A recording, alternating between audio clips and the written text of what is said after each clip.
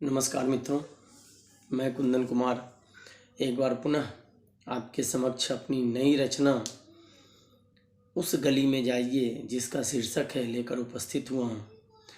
इसमें बालपन की मधुर स्मृतियों का कैसे बरबस ही आभास हो उठता है कहीं जाने पे, उसका वर्णन किया गया है। अगर आपको हमारी ये रचना अच्छी लगे तो आप इसे लाइक करें, मेरे चैनल को सब्सक्राइब करें और इसे शेयर करें। तो आपके समक्ष प्रस्तुत है हमारी रचना उस गली में जाइए। चांद को मामा कहा था उस गली में जाइए, चांद को मामा कहा था उस गली में जाइए, धूल मिट्टी तन सना था, धूल मिट्टी तन सना था उस गली में जाइए। चांद को मामा कहा था उस गली में जाइए, धूल मिट्टी तन सना था उस गली में जाइए। था जहाँ बचपन गुजारा, था जहाँ बचपन गुजारा उस राह को जी भर निहारा, था जहाँ बचपन गुजारा उस राह को जी भर निहारा। बालपन की मधुर यादों में सिमट से जाइए, बालपन की मधुर यादों में सिमट से जाइए। चांद को मामा कहा था उस गली में जाइए, चांद को मामा कहा था उस गली में जाइए, धूल मिट्टी तन सना था उस गली में जाइए।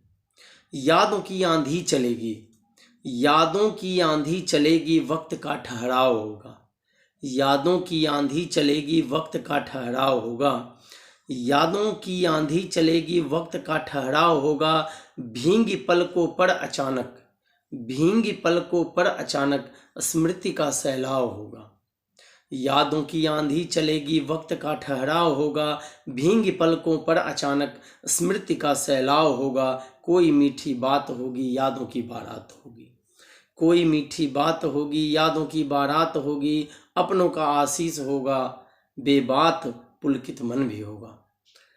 भीगी पलकों पर अचानक स्मृति का सैलाव होगा, कोई मीठी बात होगी, यादों की बारात होगी। अपनों का आशीष होगा, बेबात पुलकित मन भी होगा। खुद को खुद से ही मिलाने, खुद को खुद से ही मिलाने उस गली में जाइए। चांद को मामा कहा था उस गली में जाइए, धूल मिट्टी तन सना था उस गली में जाइए। कुछ निगाहें जा चुकी हैं, कुछ लोग जो आपके जीवन से जा चुके हैं, कुछ निगाहें जा चुकी है, कुछ हुई बोझिल सी हैं, कुछ निगाहें जा चुकी हैं, कुछ हुई बोझिल सी हैं। कुछ कहानी भूल बैठे, कुछ कहानी भूल बैठे, कुछ कहानी याद है। कुछ निगाहें जा चुकी हैं, कुछ हुई बोझिल सी हैं, कुछ कहानी भूल बैठे, कुछ कहानी याद है। सर झुकाने सर दिया जो, सर झुकाने सर दिया जो उस भवन को जाइए। चांद को मामा कहा था उस गली को जाइए, धूल मिट्टी तन सना था उस गली को जाइए। चांद को मामा कहा था उस गली को जाइए। प्रणाम मित्रों, अगर आपको हमारी ये रचना अच्छी लगे तो इसे शेयर करें और मुझे अपने आशीर्वाद से अनुग्रहित करें।